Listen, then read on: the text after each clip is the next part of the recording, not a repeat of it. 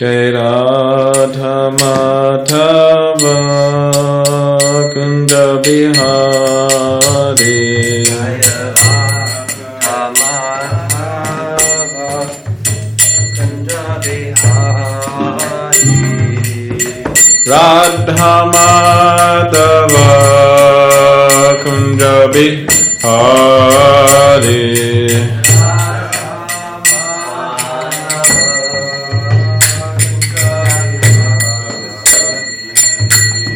Gopijana Vallabha Girivaradari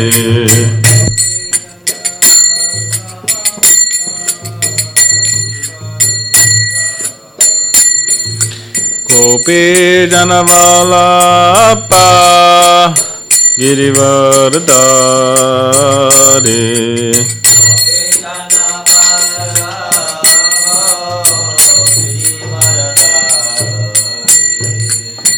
Yashodanandana Brajajana Ranjana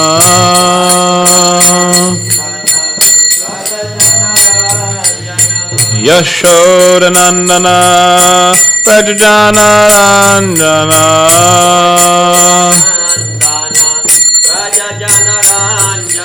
Yashodanandana Brajajana Ranjana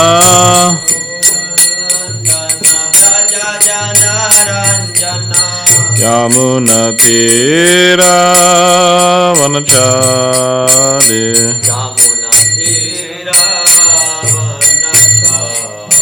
Yamuna Tira Vanachari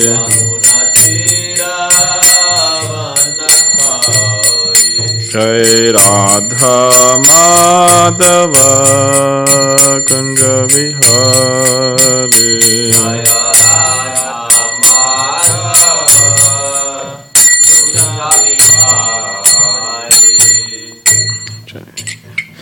Jayam Vishnupada Paramahamsa Parivrajacharya Ashtodhra Shadashish Maharajvanga Sesi Bhaktivedanta Swami Prabhupada Ki Jai Granted srimadbhagavatam Ki Jai. All glories to the Samba devotees, all glories to the Samba devotees, all glories to the Samba devotees, all glories to Shri Guru and Shri Gauranga.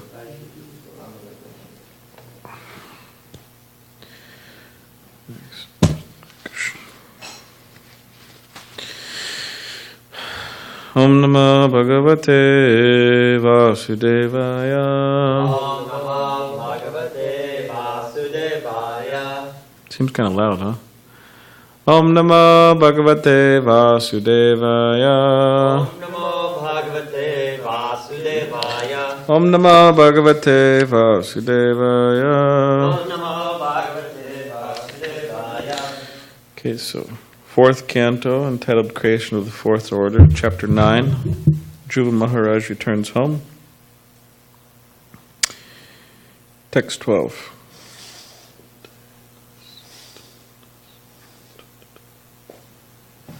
Tena smarantya titaram priyam isha martyam ye chanvada sutta sarid griha vitta daraha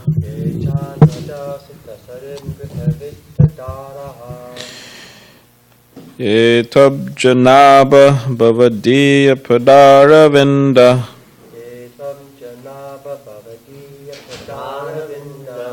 Saugandhya lubda hridayeshu kita prasangaha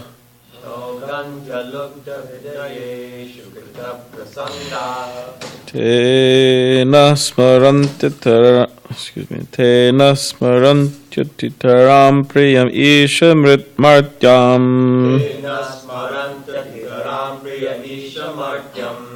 Ye chanvada sutta sarid griha vitta daraha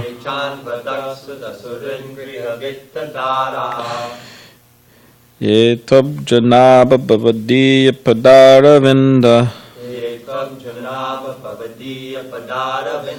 Saugandha lubda hridayeshu kita prasangaha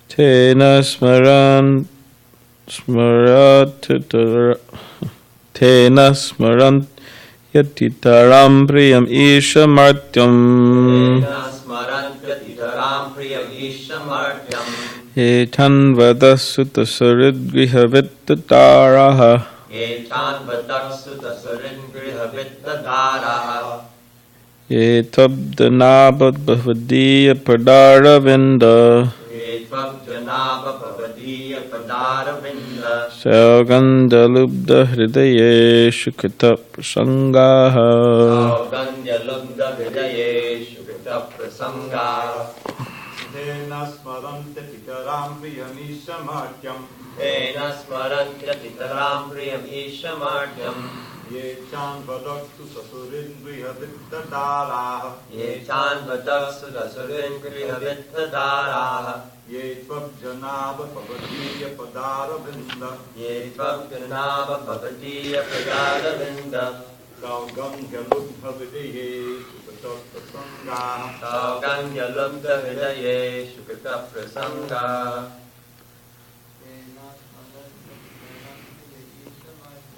Ye smarante pitaram priyamishamartyam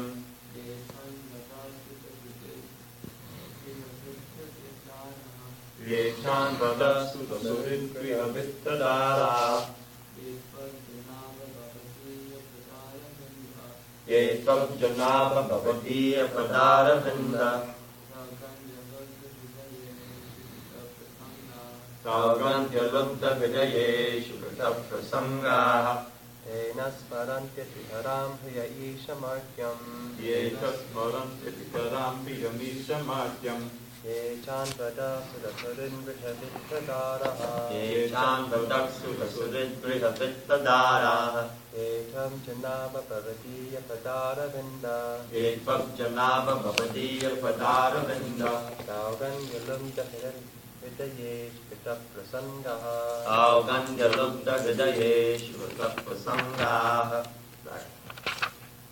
Tena smarantyaram priyam ishamartyam Tena smarante pitaram priya ishamartyam Ye chan vadaksu dasurindriha vittadaraha Ye chan vadaktu sasurindriha vittadaraha Ye tvabjanava bhavadiya padaravinda Ye tvabjanava bhavadiya padaravinda Saugandya lubda hridaye shukata prasangaha Saugandya lubda hridaye shukata prasangaha Tena smarantya pitaram priyamishamartyam Ye chan vadaktu sasurindriha vittadaraha Ye tvabjanava bhavadiya padaravinda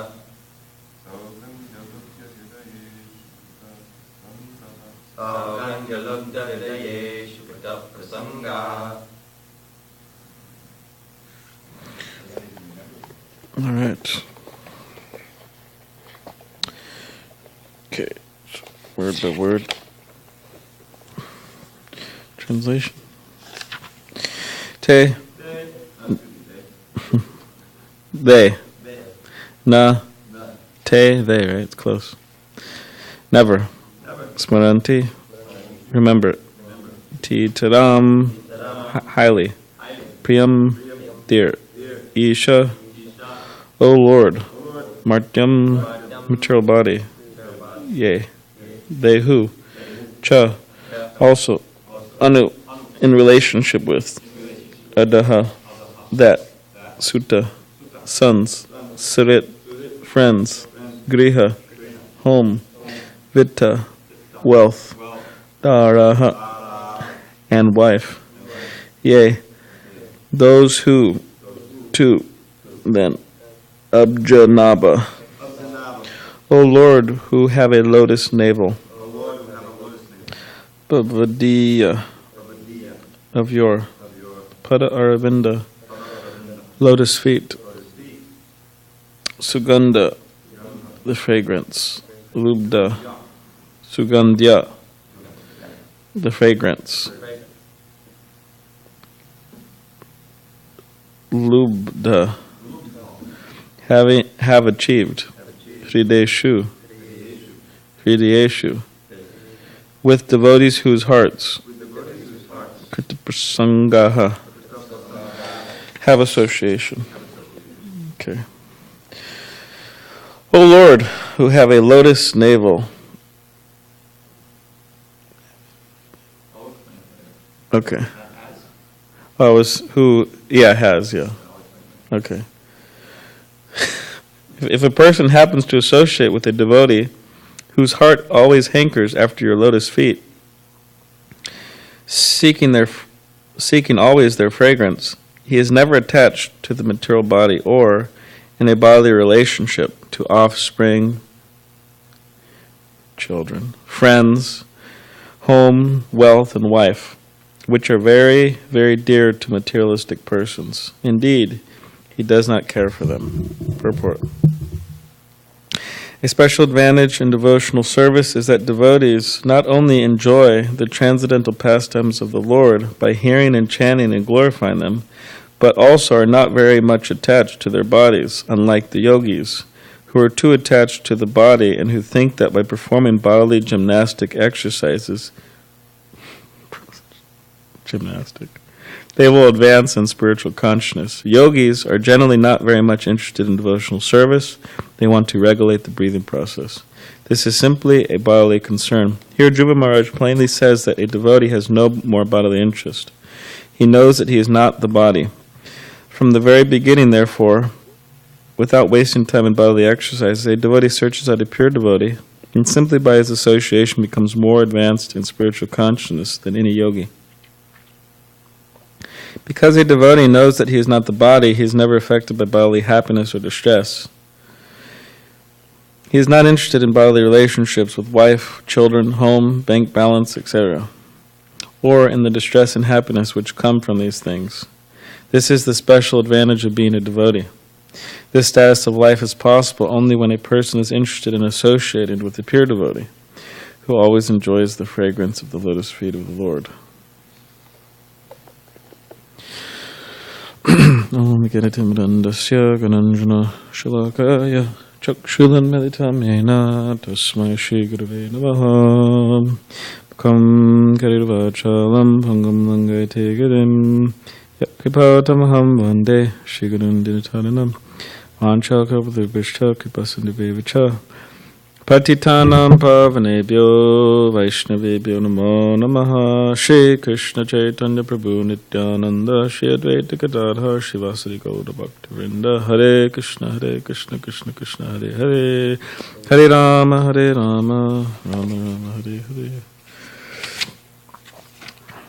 O Lord, who have a lotus navel, if a person happens to associate with a devotee whose heart always hankers after your lotus feet, seeking always their fragrance, he is never attached to the material body, or in a bodily relationship to offspring, friends, home, wealth, and wife, which are very, very dear to materialistic persons. Indeed, he does not care for them.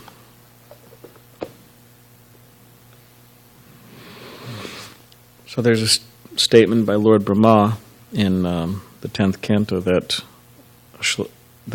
those who aren't devotees, and their houses are like prisons, and their relationships are what does it say? Foot shackles. They are like foot shackles or shackle. So what, and on like that. In that light, that so whatever materialistic arrangement they have in which they're think that they're enjoying, or you could say on some level materially enjoying, it's actually they're being enslaved. So you could say it's like a punishment. It's like a punishment. But interesting enough is that although it's a punishment, at least from the Vedic point of view, from the Krishna conscious point of view, it's a punishment. They think it's a privilege. They think it's a privilege. They think they're being, whatever. They're having the privilege of having this arrangement. They're given the privilege by God or by their own hard endeavor or whatever.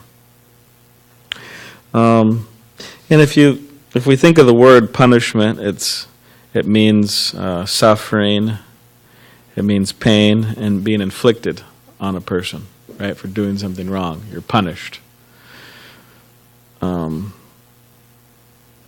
And if we look at the word privilege, like, interesting enough, Prabhupada mentioned that word privilege in relation to purport of the Hare Krishna mantra. Prabhupada's purport is, please give me the privilege of devotional service. Please engage me in devotional service. Please give me the privilege of devotional service. So privilege is, it's a kindness bestowed on somebody. It's a special opportunity given to somebody, and you could say it's a bit of it's a rare thing. If someone's given the privilege of doing something, it's considered to be rare. Like, it's not just like anybody could do it. That's the point. If you look at it from a perspective of, there's 3 million people in SanDiego County, and how many of them have the privilege to walk on the altar here? Not many. In other words, how many of them are second initiated? Not many. So it's a privilege to walk onto the altar. It's a special thing. So sometimes what people think is a privilege, over time they think it to be a punishment. Just like, for example, someone may begin to start to do direct service to Krishna in the form of the deity. So in the beginning, it's, oh yeah, great, I'm going in the kitchen, and they offer obeisances when they come into the kitchen, and they make sure they're all clean, and they bathe nicely and put on their best clothes and tilak, and they're looking really good, right, for Krishna, everything Krishna's pleasure. And they try to plan out what they're going to cook, and very enthusiastic. This is a privilege. Srimati Radharani has given me the privilege of devotional service here. This is Radharani's kitchen, right? It says it right there in the kitchen by Damodar Kumar and Jesse's Endeavor, right? A big sign there, Radharani's kitchen. So it's a privilege, and it's always a privilege. At all times, in all places, in all circumstances, it's a privilege. But over time, it's due to the materialistic mind, due to the conditioning. Of course, here we are understaffed, actually. A lot of temples in America have that problem, actually. So they import people. But so as time goes on, somebody gets involved in direct service to the deity, and then they may say, someone comes up to you, right? Hey, Prabhu, Krishna Das, he just called, and he's feeling sick, and he's not going to be able to make it in, so we need you to cook the offering. And we need you to cook the next offering, and then also tomorrow, so-and-so, they left, so we're going to need you to cook a few more offerings, and then in the person's mind, they're thinking, oh, okay, well, they start thinking it to be a punishment, in other words. They start thinking it painful. I'm being punished here. They're just putting me to work. In other words, they no longer see it as a privilege, as a special opportunity, as a rare thing, as I'm being shown mercy here. Or they come up during japa, right? Everybody's chanting Hare Krishna, right? Chanting around Hare Krishna. Hey, Prabhu, so-and-so's they're not coming in for deity backup. I've seen so many bhaktas lose it, just takes a few words. They're not coming in for deity backup. Can you help with deity? They storm out, storm back to the deity. They just lost it, Why? Because you're not seeing it as a privilege, as a punishment. They're being punished here. So it's very important that we do not fall into that wretched state in which we think devotional service is like a punishment. And factually, that just means that one is, And if that continues, I mean, there's Krishna will say, okay, fine, you don't want to serve me, then there's a few doors here. See, it's a visual thing. You look up at the door here, see? What does it say up there? Exit. It says exit. It says exit here, exit there. So Krishna said, okay, well, you don't want to serve, you don't want to serve me, then there's the door. It says exit. You could, exit into the material world. That's fine. So we're not trying to exit into the material world. We're trying to exit out of the material world. So, and we exit into the material world by thinking, oh, this is just a punishment, this is painful, this is, they're just too much, and okay, exit into the material world. That's how we exit. And we exit out of the material world by devotional service. And by being in a grateful mood. This is a privilege. Of course, people our abilities are what's it called? Our abilities are tested. We're tested. I mean, when I first started cooking Raj Bhog, for example, I mean, it's a bit of an operation. You're in there usually, I mean, if you're not quick especially, you're in there for a few hours, 8, 9, 10, 11. Then you got to clean up, 12, 12:30. You're in there for 4 hours, especially in the beginning. And then, so I was put on the schedule like that. Okay, Raj Bhog. I was like, okay, great. And then the head pujari, it's not Dayanidhi, it was another head pujari, he put me on the 5:30 offering too. So that's like, 1 o'clock ends and you just got a few hours to like do whatever you need to do, take a little rest, whatever you got to do. And then you're back on the 5:30, it's 4:30 to 6, you're doing that 6:30, whatever. So of course it's not. But yeah, it's a bit of a jagya. And most cooks would agree, okay, well, they're not so into that. But at the time it was needed, and the idea is to see it as a privilege. Not, oh, there's pain and sorrow. So within our lives, we always have to keep that in mind, that not to fall into that, because that is so common to fall into that situation. And just as it's here, staying in the verse, that the devotee who gets the association of a pure devotee loses his or her attachment to materialistic friends, home, wealth, and wife, which are very, very dear to materialistic persons. So we have been given such a great opportunity by the mercy of Prabhupada, by the mercy of devotees, that we have the privilege of devotional service. It is an amazing thing. But we don't want to be so foolish that we, over time, develop a wrong mood in which we think that actually it's a punishment, and actually I need to go out and enjoy this world, materialistic friendship and home and wealth and wife and all these things. And I'll take this as a great privilege, right? This is a great privilege.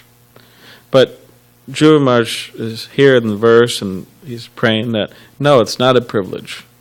And those who become advanced, they're able to not be attached to it and give it up. So you have that saying, familiarity breeds contempt. So contempt, it means, I looked it up in the dictionary. Contempt, it means lack of respect. It means you think something's ordinary, you treat it as ordinary. And you develop aversion to it, right? It's aversion, means you dislike it, like that. So that's contempt. And then breeds, so breeds, it means produces. It produces. So you got contempt, right? Dislike, taking things as ordinary, lack of respect. Breeds, it means produces. And then you have familiarity. So familiarity, it's like an everyday occurrence. You do certain things every day. You see a particular person every day. You eat particular, or you take particular prasadam every day. In other words, it's a daily routine. You could say it's close, you know. So you could be in close quarters with someone or people. You could be in close quarters with certain experiences. So familiarity breeds contempt means that if we become too familiar, we become too, by being, you know, too close in the wrong mood, that will produce feelings of taking Krishna consciousness to be ordinary and lacking respect for the processes of devotional service, and what to speak of devotees. So it's very dangerous. Why? Because through this whole psychological process in which people go through, they develop a very strange attitude. And that is that what they at one point were able to not be attached to, not be interested in, they become very interested in. And what is that, as it's saying here? Materialistic friendship and home and wealth and wife, all these different things. And this is what you could say because this is, sometimes devotees are criticized by materialistic people for being fanatics. And if you look up fanatic in the dictionary, anyone want to look it up in the dictionary? It's an interesting definition. Yeah, I think Mukunda's looking up. Maybe we could see who does it first. Huh? See who's got the quicker fingers here. Noun, a person filled with excessive and single-minded zeal, especially for an extreme religious or political cause. Yeah. So a person...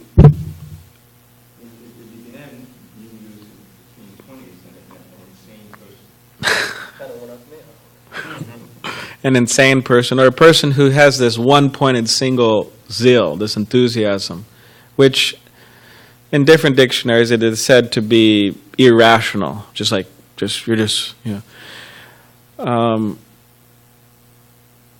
and also in a dictionary it said a devotee. Interesting. It didn't say a Hare Krishna devotee. It just said a devotee means a devotee of a politician or something like that.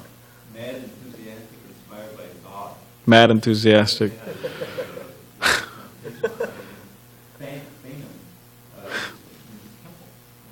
Okay. Maybe we could stop using the word devotee and just call each other Fanatics. So He's a really good fanatic. He's like really pure fanatic. So these people, they criticize devotees for being fanatics. You know, your enthusiasm is it unfounded? Is that right? Unfounded. Your enthusiasm is unfounded. It is irrational. You're just one-pointed, Krishna, Krishna, Krishna, right? This is just ridiculous, right? But factually, all of these people, all the materialistic people, they are all also fanatics. We could say, yeah, we're fanatics, but we have rational causes, at least we claim we do, which we actually do.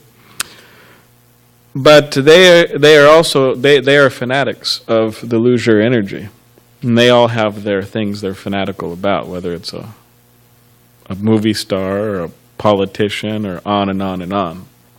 Or they're, as it says here, their friends and their home, and they're fanatically attached to these things. And there's so much enthusiasm. So all of these materialistic people, what happens if we subject ourselves to their association? They will influence us. Actually, they're trying to, whether knowingly or not knowingly, unknowingly, they are trying to influence us to give up devotional service. That's what materialistic people do, because they don't like Krishna.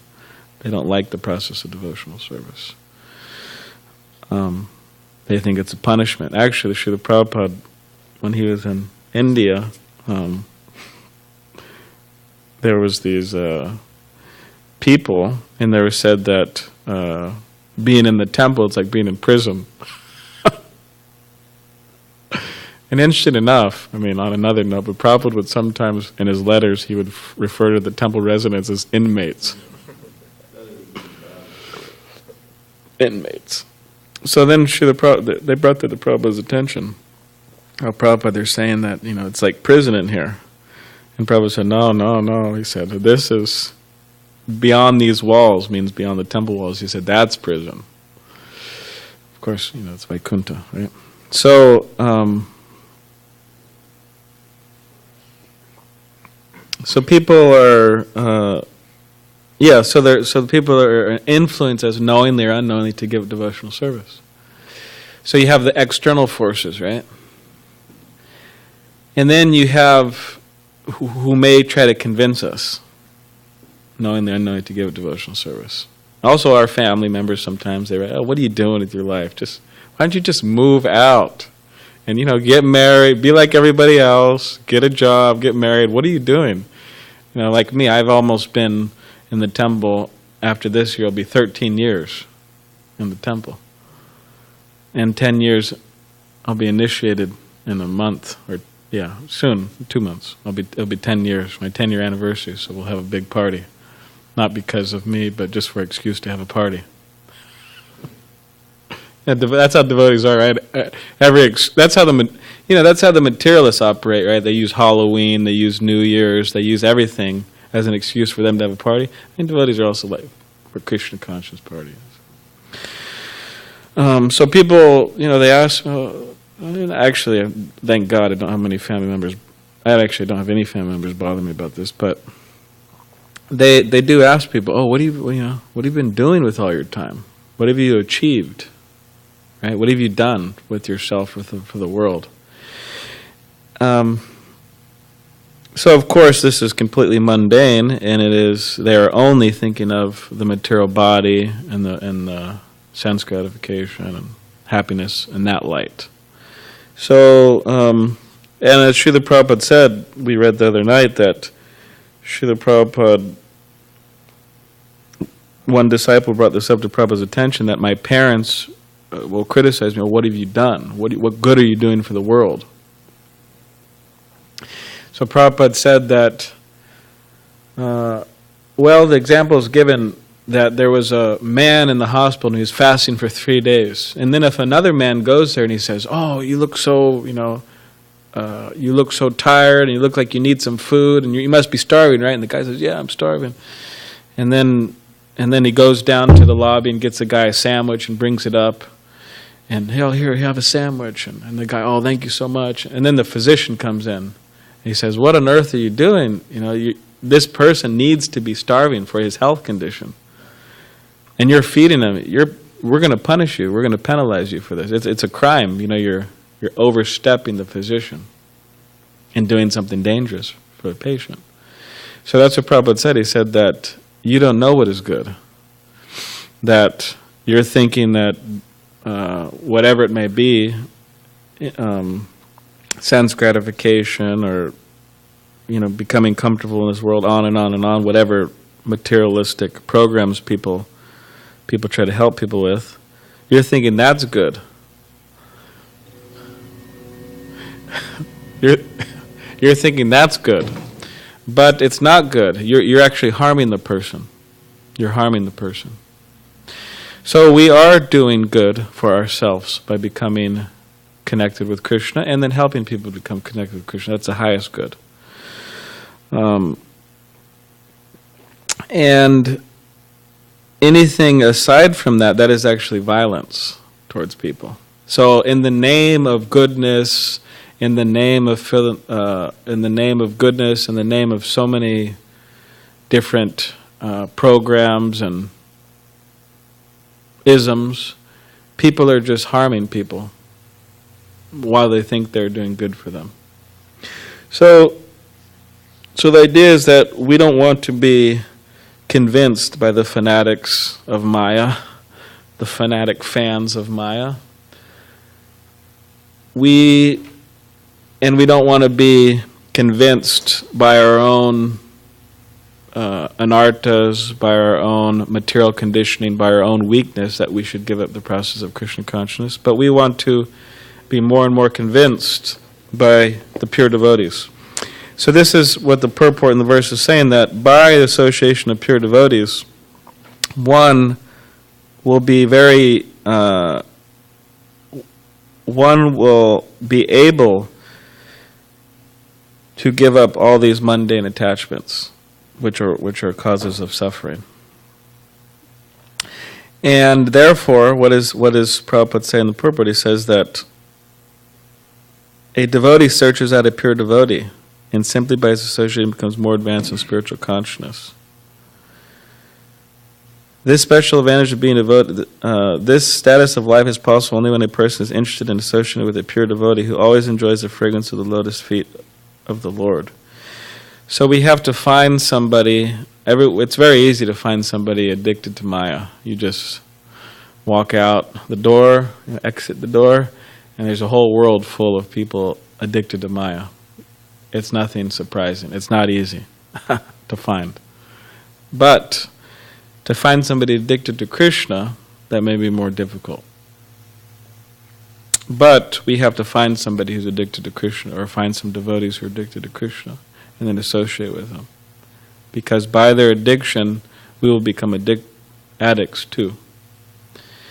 And by us becoming addicts, then we're able to, that's our natural state. That's our state of transcendental happiness, state of bliss, state of real life.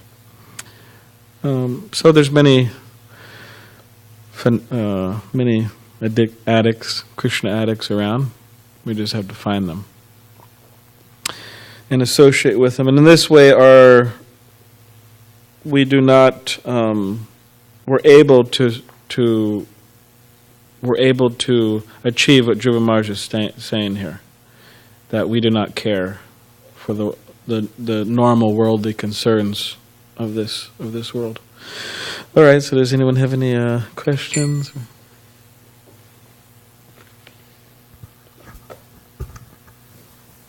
Just a comment. Or comments? Is it on? Yes. This verse plays off the previous verse, and he's the they at the beginning of this verse is that those who get the association of the devotees in whose hearts the river of bhakti is flowing powerfully like that, which is what Dhruva is praying for. As he gets that association, then easy cross over from there. But then he says, here's the result. Those who do get that association, and he's speaking of himself, basically he said they forget all about these things. And sons, friends, home, wealth, and wife. Yeah. Now this is one of the many statements in the Bhagavatam that you would think of. Well, I can be part of that movement. I mean, I'm one of the sons. I'm one of the wives. In other words, there's a whole bunch of people who fit into this category. Yeah. And who are concerned. This is a list of things that people are most concerned about. Yeah. Wealth, a home. Very important. So how do you get around? How do you sugarcoat something like this? I mean, admittedly, it's in the middle of the fourth canto. There are some other statements in the middle of this fourth canto that we're glad they're kind of in the middle of the fourth canto, not right in the first page of the Bhagavad Gita. But it's Prabhupada's books are like that. They inevitably you come across these things, and so you roll your eyes and say, "Oh boy, you can't really put that out front." So how do we deal with that part of those parts of the philosophy which really people can easily react to and then reject the whole thing? Yeah, Prabhupada said that the best of me is in my books. He said these purports are like my transcendental ecstasies. So sometimes devotees lament that I have not met Prabhupada and so many things. But Prabhupada's, the best of them is in his books, his transcendental ecstasies. So one devotee gave the example that if Rupa Goswami was, coming in SanDiego airport, we would go and meet him and associate with him. Right? Except the new bhakta, yeah. Oh, we send the new bhakta. Yeah, we send the new bhakta to pick him up. Rupa Goswami. And Dravida mentioned there's a high court judge with the name Rupa Goswami. Which is lady. Recently, yeah, Rupa Goswami. Influence, the Indian influence is, it's good.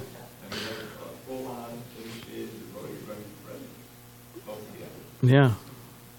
So, so the other night, one devotee said to me, he said, we were talking about John Lennon meeting Prabhupada and whatever, devotees have different views of the whole thing and what he said later and this and that, but I'm not going to get all into that, but he made the point that, John Lennon met Prabhupada. And then he said, we're not so fortunate, to meet Prabhupada. And then in my mind, I kind of I don't know, I kind of felt like the statement was, of course, we didn't meet Prabhupada. We didn't look at him, face to face and, talk with him or something like that. But in my mind, I was feeling that on some level we did meet Prabhupada because we're, with books and, we're reading so much about Prabhupada Leela and so many books by his disciples. So, we shouldn't think, like Prabhupada's his presence is there and it could be experienced and all that. We may not have talked with Prabhupada directly, this and that, but the point is, that we can, some disciples even, and many people met Prabhupada, they didn't really take advantage. But again, the best of Prabhupada is in his books and in the Transcendental Ecstasy, so we take advantage of that. So, did you have a question or comment, Joel? All right, you're the... Thank you. So in the beginning you were speaking about, sometimes devotees can lose sight of service as being a privilege and rather they can view it as a punishment.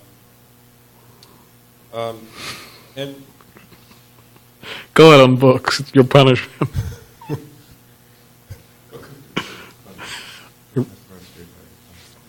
Prabhupada said, they said if devotees miss Mangal Arti, said that, no, it said that if devotees miss Mangal Arti, this is what Prabhupada said, that in India there was a man and he had a deity room, and if one of the family members missed coming to see the deity, they'd have to pay something, pay a fine. So then Prabhupada said, similarly, if somebody missed Mangal Arti, they have to distribute a set of Krishna books. Because before it was one trilogy, 1, 2, 3. So that could be your punishment. Okay, you go sell a Krishna book. So, we can view the service as a punishment. And it may not even go that far. It could just, somebody can just view it, like you said, as ordinary. This is just what I do. It do it mindlessly, whether it's doing dishes or doing beating back. Not really attentive and absorbed. Yeah, the Shastra says it's a hellish mentality. So how do we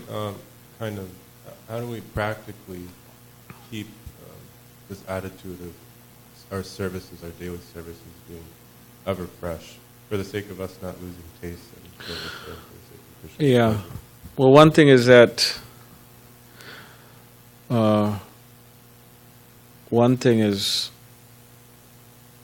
even though it's difficult, now someone may not go so far to think, this is just ordinary, right?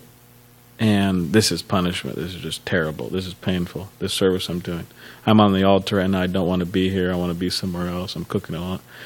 I want to be somewhere else. Or I'm doing this or that. I want to be somewhere else. This is just terrible, painful. Now, someone may go that far, right? Now, that's just really bad and just horrible. I mean, I don't even want such people, like people who, if I ask somebody to do something and they're just like in a terrible mood about it, just get lost. I'll do it myself. I don't want you, So in other words, it's nice to have people doing stuff that actually want to do it. It's called like having affection and love. And anyways, but so Krishna, Prabhupada said you could study yourself to know, at least to some degree, what Krishna's like. So, okay, to admit that this is difficult, right? I've been given the Raj Bhog, and then the 5:30, and then, or whatever. Okay, fine, admit it's difficult, and just do it. Just say, okay, fine, it's difficult, but all right, here we go. I'm going to roll up my sleeves, and I'm going to do it. And not complain about it, not say I'm tired, and complain, and whine, and cry, and, right? Post something on Facebook, I'm being abused here at the SanDiego Hare Krishna Temple. Call your mother, oh man, they're really, giving me a hard time here. You just do it, and that's it. And don't think it is ordinary, don't think it is painful. And what's life without austerity? I mean, that's the life of the Brahmins, austerity. And austerity means difficulty. So when we're trying to escape difficulty, I just want to kind of have whatever's comfortable for my senses and my mind. When we're trying to escape difficulty, that's us actually performing mixed devotional service. And what are we desiring? What does Rupa Goswami say we have to give up? Anya dashunyam. We're desiring comfort or liberation. We're desiring to get away from suffering. But it's not really suffering, so that's what devote like Prabhupada. Prabhupada, he didn't have any excuses. Oh, I'm an old man. I can't. Therefore, I cannot travel the world. I am sickly. Therefore, I cannot travel the world. So many of these disciples are giving me a headache and stress. I can't deal with them. I can't write the letters. Oh, I'm tired. I need more sleep. Prabhupada didn't say any of that. He neglected the sleep, neglected the old age, the disease, the stress. It's stressful, dealing with people. And what to speak of, Prabhupada was dealing with so many people and so many problems. So Prabhupada didn't have any of that as a concern. He just said, no, I'm going to serve Krishna. Prabhupada went out of Vrindavan when he was skin and bones practically to come to London, and then on his way to Gita Nagari, to the farm in Pennsylvania.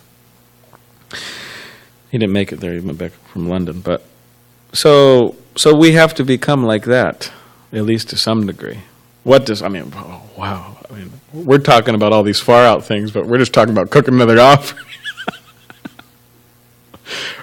We're just talking about cooking another offering, and then, or we're talking about I'm going out on books. It's so austere, right in sunny SanDiego. You don't got people attacking you. The weather's not bad.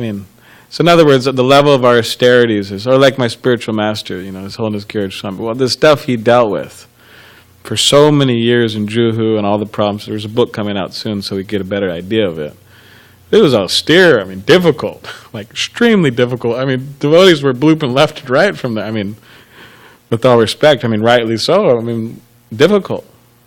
So the austerities we have to do are not usually so hard. We just have to kind of. So we do that by chanting good rounds. By chanting good rounds as good as possible and reading Prabhupada very seriously, and associating with devotees as much as possible.